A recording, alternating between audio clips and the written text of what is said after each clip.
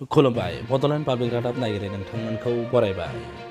बङाइगाव नोगोराव गिबि खेबनि थाखाय काइट फेस्टिभेल आरो भगालि मेला फोरबोआ जानानै थांबाय।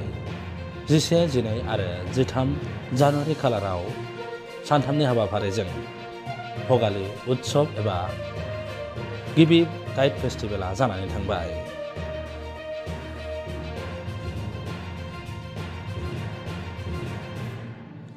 बे काइट फेस्टिभेलाव गुबुन गुबुन जायगानिफ्राय गोबां बादायारिफ्रा बाहागो लाफैदोंमोन आरो गिबि बान्थाखौ मोनगोन देरहागिरिया 10,000 रां आरो नैथि बान्थाखौ मोनगोन 6,000 रां। लोगोसे बेहाय सिला बानायनाय एबा सिला बानायनानै दिन्थिनाय बादायलायनायबो हाबाफारि खुंनाय जादोंमोन आरो बेहायबो सेथि बान्थाखौ मोनगोन 5,000 रां आरो नैथि बान्थाखौ मोनगोन 2,000 रां।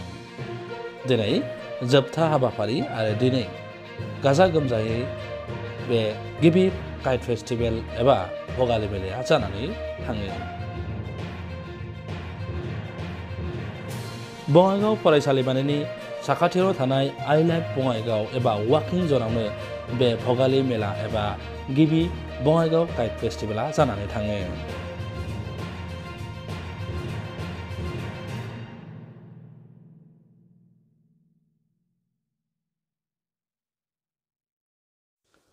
नोंथांमोना नायगासिनो दंमोन बड'लेण्ड पाब्लिक रादाब। गोजोन्थों।